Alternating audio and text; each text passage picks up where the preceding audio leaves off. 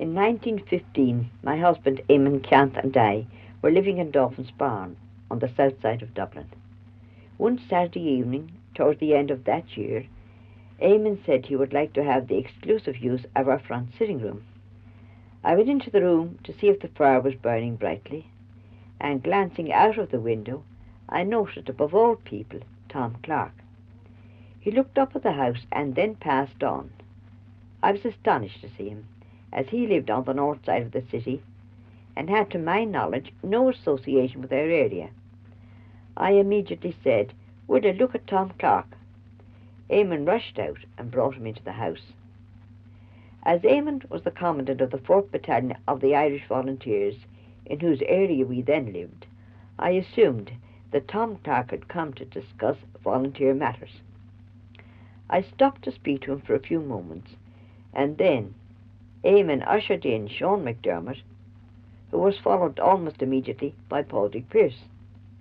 I remained speaking to them for a few moments, and then Eamon told me that he would answer any further knocks that might come to the door. I did not see the 4th man who arrived, but I'm almost certain he was Joe Plunkett.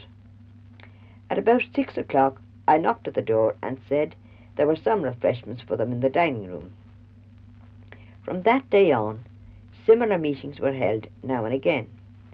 When they came on a Saturday, I prepared a meal in the dining room, but when they came at night, I just handed in a tray at about 10 o'clock. I never saw the men again. Eamon admitted them and saw them off. Towards the end of February 1916, I was told there will be an extra one tonight, so I prepared for 6, 5 visitors and Eamon. Next day Eamon said to me, "I wonder what your neighbours would say if they knew you had James Connolly in your house last night."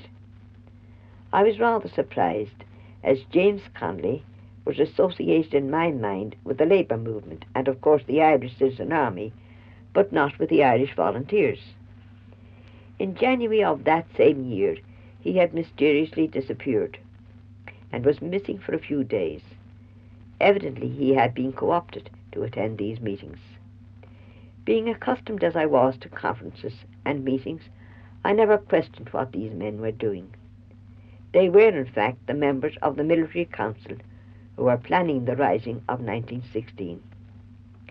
Subsequently, their names appeared as signatories to the proclamation of the Irish Republic. They were Thomas Clark, Sean McDermott, P.H. Pearse, James Connolly, Joseph Plunkett, and Eamon Ceannt.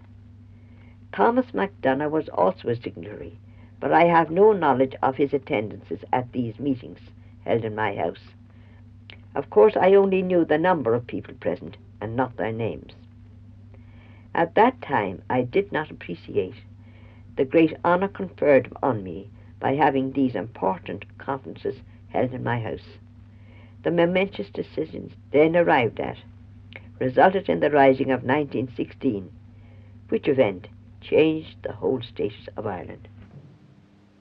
On Holy Saturday 1916, just as the Angelus was ringing, my husband drew me towards him and said that next day the volunteers would strike.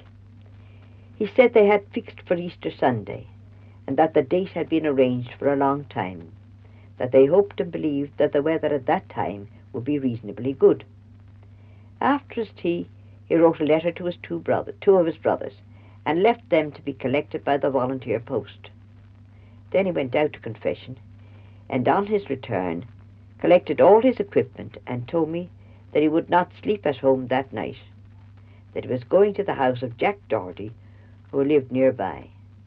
"I do not want," he added, "to be caught the wrong side of the bridge." After Eamon left, I told my sister Lily O'Brennan, and she decided she would link up with local Cumann instead of with the central branch. We went to bed, and about 2 o'clock I heard a knocking at the door.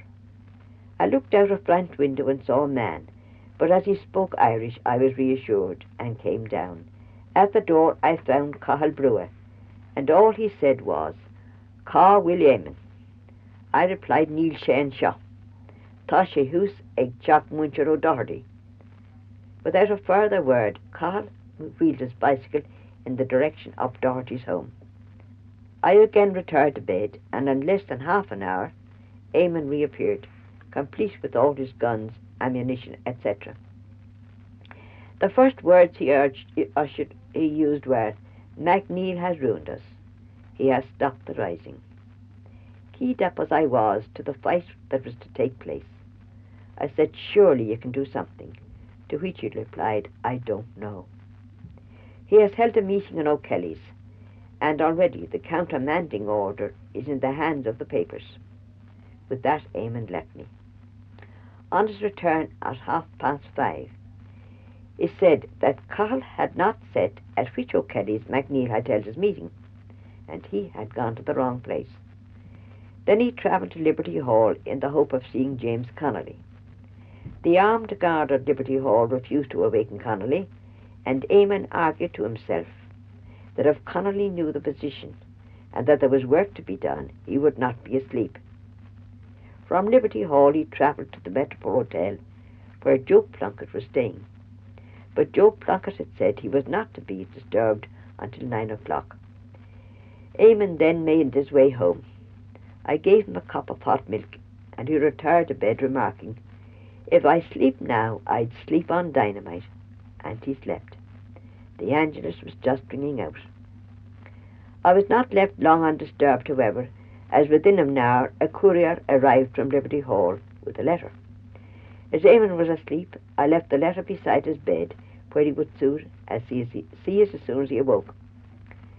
About 8:30, Seamus O'Murdoch called. He was the captain of A Company, 4th Battalion, and so I assumed he wanted to see Eamon on volunteer business. I said, "Seamus, he's been out all night. I don't like to disturb him," and he replied, "It is very urgent." I went up, called Eamon, and told him that Seamus O'Murdoch needed him urgently.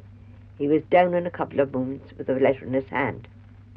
"How long has this been here?" he asked, and I answered, "Since about 7 o'clock. He dismissed Seamus almost immediately, and then, taking out his bicycle, he went off. He did not return until 1 o'clock. When the rising was over and I returned to my home, I found the letter Eamon had received that morning.